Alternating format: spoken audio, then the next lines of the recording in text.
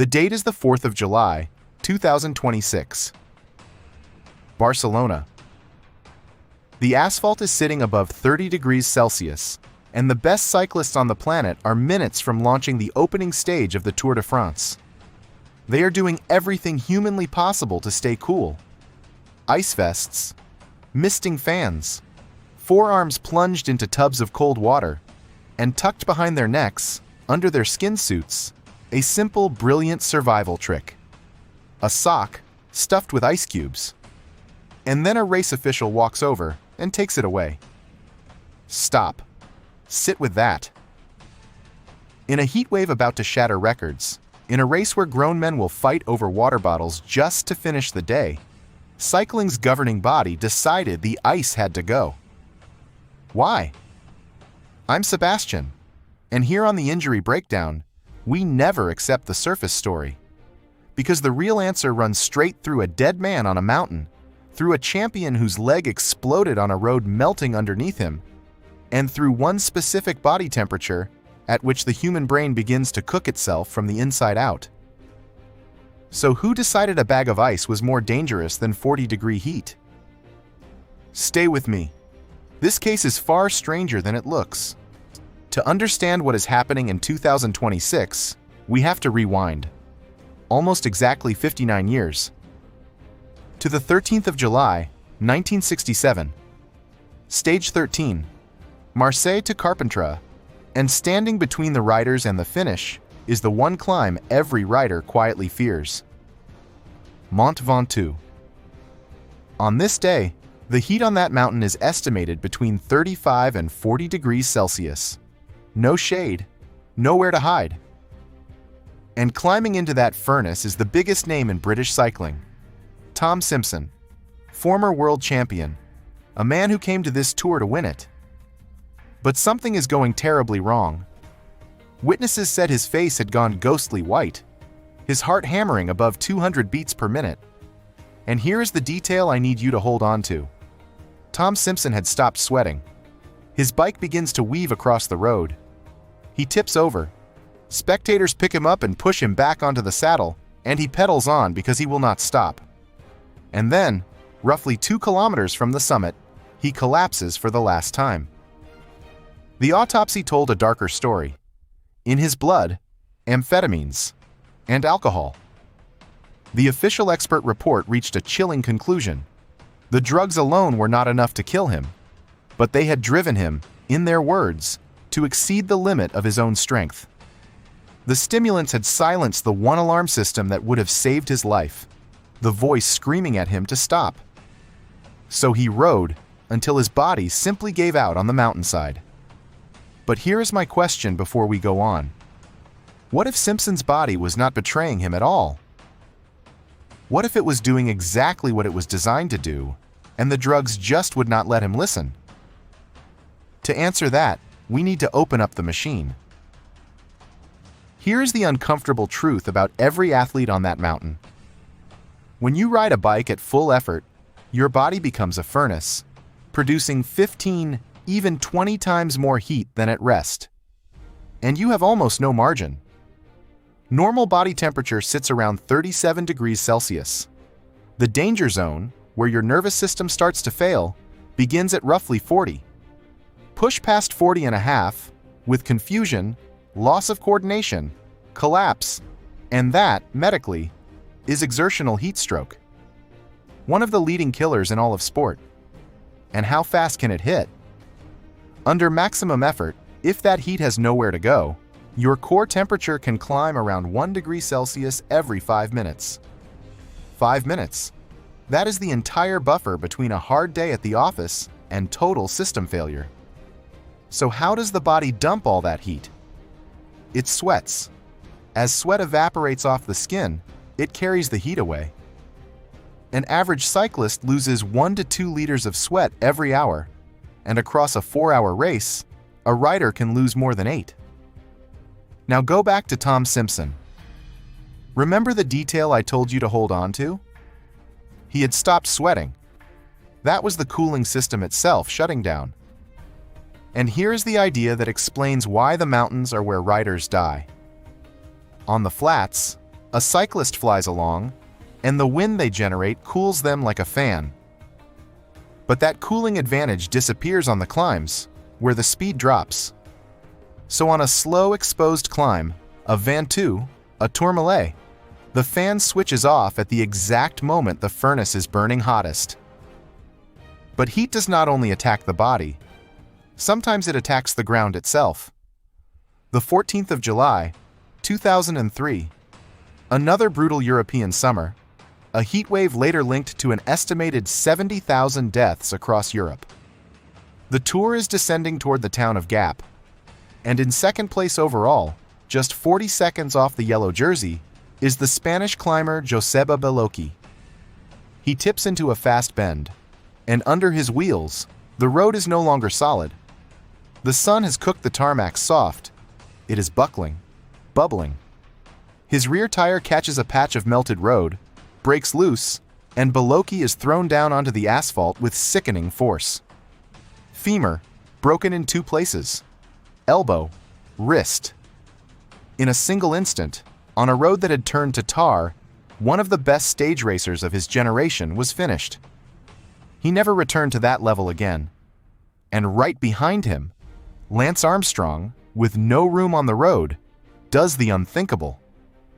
He swerves clean off the tarmac and rides across an open field to get around it. His own words about that corner: all the corners were melting. There was asphalt, but it was bubbling. Let me be precise. Beloki did not suffer a heat stroke. His body did not fail. This was the other face of heat, the road itself, turned into a weapon by the sun. And here is why it haunts 2026. Because this year, French roads are softening and breaking apart again. History does not repeat, but it rhymes. So has the sport actually learned anything? Or is it still gambling? Let's go to the hottest tour ever recorded. Which brings us to right now. This summer, the 2026 edition, the 113th Tour de France, has already been called the hottest in history. And from the very first day, the race started breaking its own rules just to survive.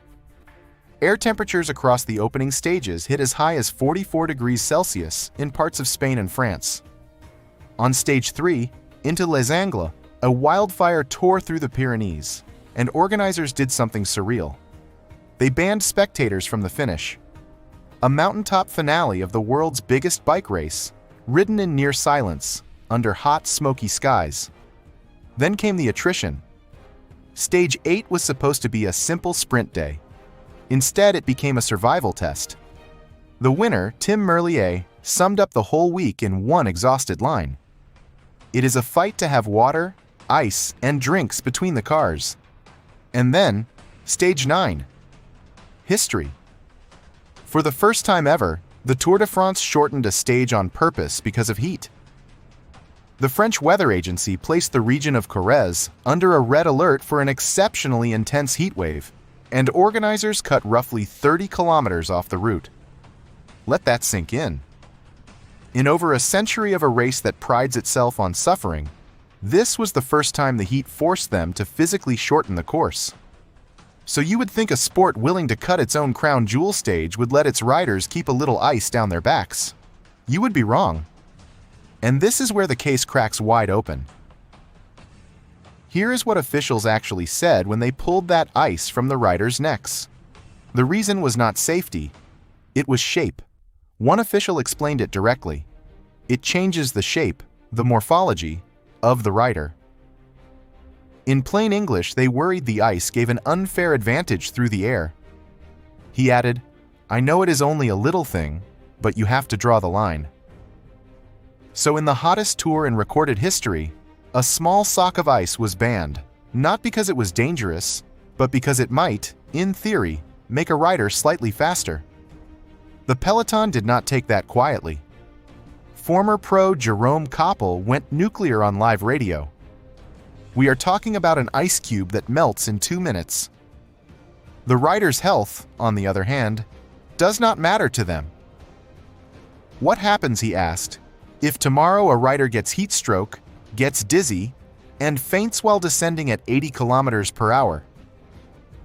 His verdict on the officials was 2 words long: "They're clowns." Even the greatest rider in the world wanted the whole system torn up. Tadej Pogačar said that if he had the power, he would change the entire calendar and not race in July and August in the hot places. And the Riders' Union put the real fix on the table.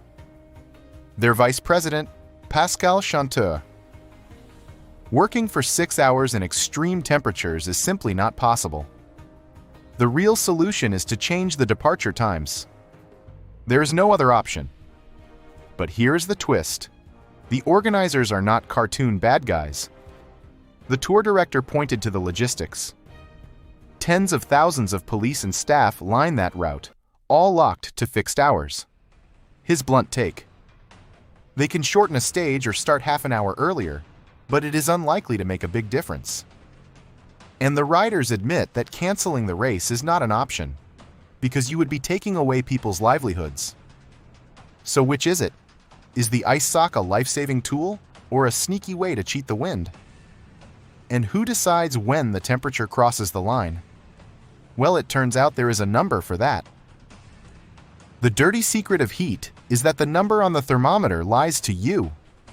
What actually matters is something scientists call the wet bulb globe temperature. It blends air temperature, humidity, sunshine, and wind into one number. And here is the killer detail about humidity. You cool down by evaporating sweat. But when the air is thick with moisture, that sweat cannot evaporate. It just runs off you, useless, while your core keeps climbing. That is how a body can hit the wall when the thermometer only reads in the 30s. Now stay with me. This is the only homework in the whole video, and it pays off. Cycling now runs on a 5-band version of this scale, and the top band, red, starts at 28 degrees. In the red zone, the rules openly allow officials to move start times, neutralize climbs, or cancel stages completely. Now the gut punch. On stage 6, over the Col du Tourmalet, the race is reported to have crossed into that red zone. So picture it: a rulebook with a giant flashing danger sign and a big red button marked "Cancel." And on the day the mountain turned red, officials looked at that button and decided the real emergency was a man's sock. They raced the full stage. There is a way out, and the science already knows it. Rapid cooling, dropping a stricken athlete's core temperature within 30 minutes, can produce almost total survival. As one leading researcher puts it, time is tissue. But that requires a sport willing to listen to its own alarm system. Which brings us all the way back to Tom Simpson, weaving up the Ventoux with the alarm switched off. His death, almost 60 years ago, finally forced cycling to confront doping. The real question hanging over 2026 is whether it takes another body on another mountain before the sport confronts the heat. So I will leave the verdict with you. Is the mythology of suffering worth the risk? Or is that confiscated ice sock the clearest sign yet that cycling is guarding the wrong line? Tell me in the comments. Trap or survival? I'm Sebastian, and this has been the Injury Breakdown. And if you want to know what truly separates the 3 greatest riders alive, I put Pogačar, Vingegaard, and Evenepoel through 6 lab tests. VO2 max, climbing power, time trial, sprint, efficiency, and durability. And the winner shocked me. It was not who you would expect. And the man with the biggest engine does not take home the most titles. That breakdown is on your screen right now. Go watch it.